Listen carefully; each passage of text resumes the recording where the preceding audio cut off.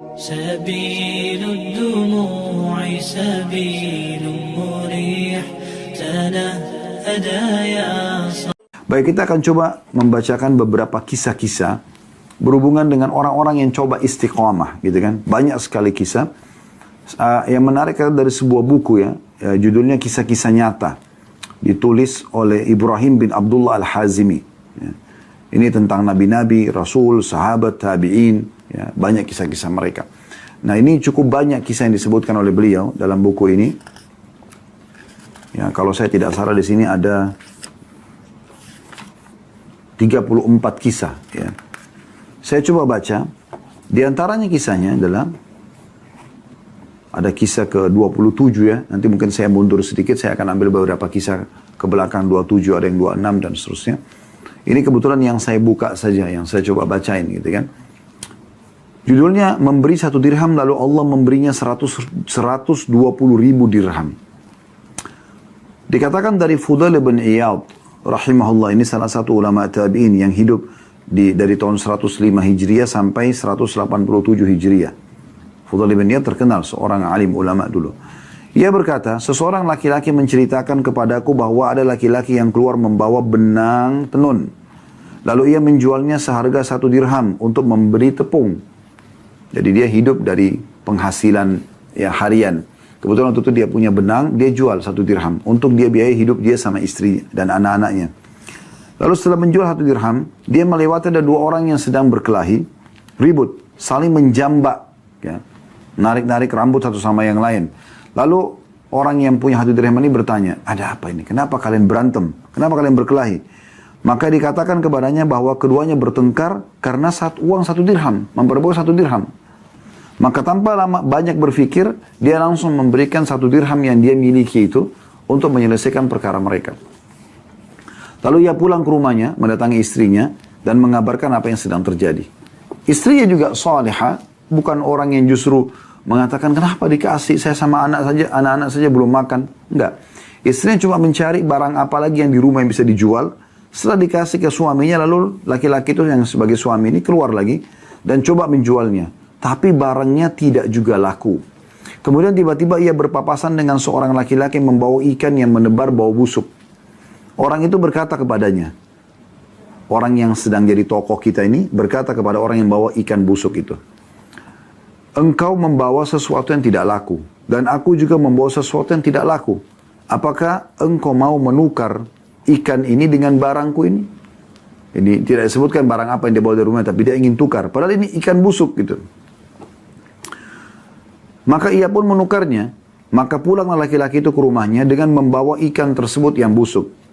Lalu ia berkata kepada istrinya, segeralah urus atau masak ikan ini, kita sudah hampir mati kelaparan. Karena nggak ada makanan sama sekali. Maka sang istri segera mengurus ikan tersebut, lalu dibelahnya perut ikan itu, maka tiba-tiba didapat dari perut ikan itu sebuah mutiara ya, yang mengkilau, mengeluarkan warna yang terang. Wanita itu pun mengatakan, wahai suamiku, dari perut ikan ini keluar sesuatu yang lebih kecil daripada telur ayam. Ia hampir sebesar telur burung merpati. Maka suaminya pergi sambil mengatakan, perlihatkan kepadaku. Maka ia pun melihat sesuatu yang tidak pernah dilihatnya sepanjang hidupnya. Pikirannya pun melayang dan hatinya berdebar. Lalu ia berkata kepada istrinya, aku kira ini adalah mutiara. Sang istri menyaut, tahukah engkau berapa nilai mutiara ini? Suaminya mengatakan tidak. Tetapi aku mengetahui siapa yang mengerti tentang itu. Lalu ia mengambil mutiara itu dan pergi ke tempat para penjual mutiara. Ia menghampiri kawannya yang ahli di bidang mutiara. Ia mengucapkan salam kepadanya. Sang kawan pun menjawab salamnya. Selanjutnya ia mengeluarkan sesuatu sebesar telur burung tersebut. Seraya berkata, periksalah berapa nilai benda ini. Kawannya memperhatikan benda itu begitu lama. Kemudian ia berkata, aku menghargainya 40 ribu. Jika anda mau, uang ini aku bayarkan kontan sekarang juga kepadamu. Tapi jika kamu menginginkan harga lebih tinggi, pergilah kepada si fulan. Dia akan memberimu harga lebih tinggi dari aku. Maka ia pun pergi kepada orang yang ditunjuk oleh kawannya tadi. Menunjukkan mutiara tadi. Kemudian orang yang kedua ini ya, terpukau dengan keelokan mutiara tersebut. Lalu menawar dengan 80 ribu dirham. Lalu dia mengatakan, jika engkau ingin harga yang lebih tinggi, pergilah kepada fulan, ditunjukkan orang yang ketiga. Lalu dia pun pergi, dan orang yang ketiga menawarnya dengan 120.000 dirham. Maka orang itu pun mengatakan, aku yakin tidak akan ada orang yang berani menawar lebih daripada ini sedikit pun. Lalu laki-laki itu mengatakan, baiklah saya jual. Lalu harta itu ditimbangnya. Maka pada hari itu yang membawa 12 kantong uang, pada masing-masingnya terdapat 10.000 dirham. Ia pun pergi membawa uang itu ke rumahnya untuk disimpan. Tiba-tiba di pintu rumahnya ada seorang fakir yang meminta-minta. Maka ia berkata, keadaan orang fakir ini persis seperti keadaanku dulu. Dia mempersilahkan orang fakir itu masuk, dan orang itu pun masuk. Ia berkata, ambillah separuh dari hartaku ini. Maka orang fakir itu mengambil 6 kantong uang yang dibawanya. Setelah agak jauh, ia kembali lagi seraya berkata, sebenarnya aku bukanlah orang miskin atau fakir. Aku diutus kepadamu oleh Allah subhanahu wa ta'ala yang telah mengganti 1 dirhammu dengan 20 kirot. Dan yang diberikannya kepadamu itu baru 1 kirot saja, dan dia menyimpankan untukmu 19 kirot lagi. Maksudnya, kisah ini memberikan gambaran kepada kita. Bagaimana pada saat seseorang itu yakin dengan perintah Allah subhanahu wa ta'ala. Dan dia yakin kalau dia bersedekah, dia istiqomah dengan itu, Allah SWT akan berikan balasan. Dia hanya bantu orang 1 dirham, Allah ganti dengan 120 dirham. Bahkan Allah uji lagi. Setelah menerima uang itu pun masih ada orang miskin yang minta. Dan dia tidak menahan diri. Dia masih membagi. Bahkan dia mengatakan sesungguhnya orang miskin ini telah tertimpa apa yang menimpa aku. Maka dia bagi 2 lagi harta yang dia dapatkan. Begitu mulianya hati orang seperti ini.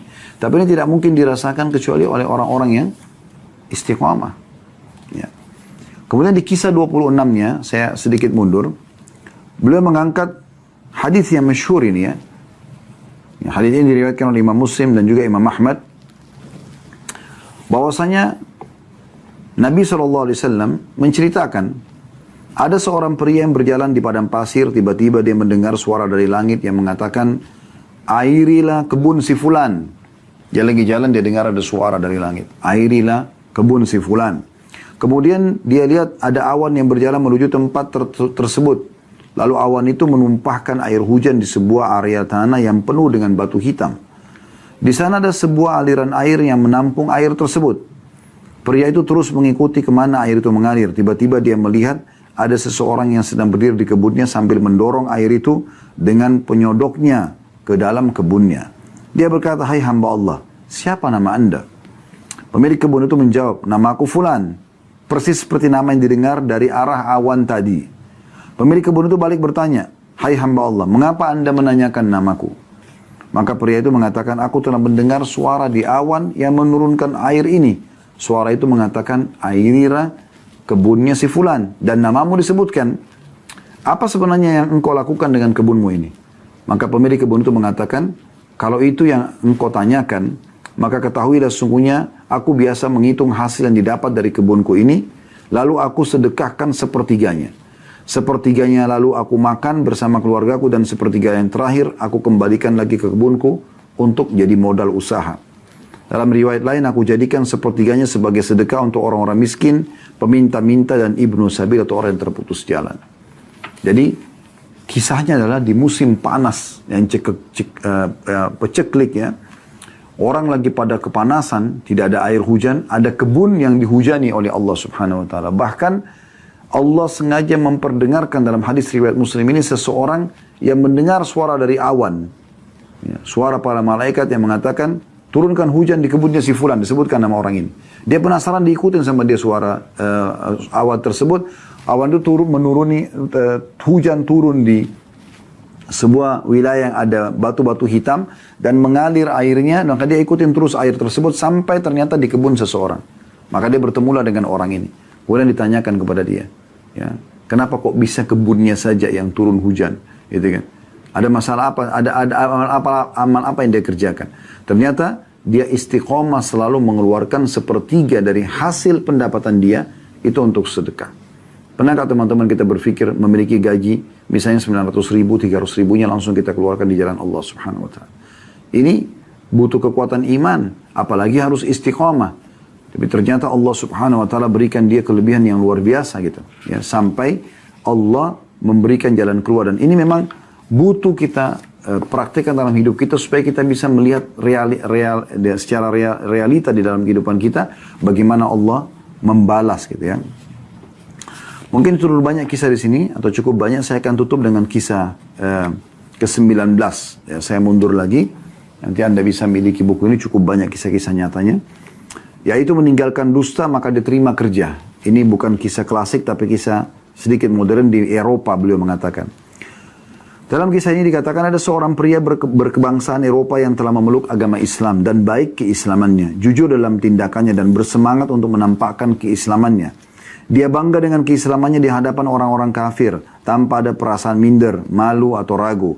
Bahkan tanpa ada kesempatan terlewatkan, dia selalu bersemangat untuk menampakkan keislamannya itu. Suatu saat dia bercerita bahwa ada sebuah iklan lowongan kerja di sebuah instansi pemerintah yang kafir.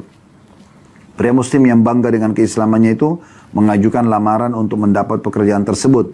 Dan dia harus melalui tes wawancara. Dan terjadilah persaingan untuk mendapatkan pekerjaan tersebut.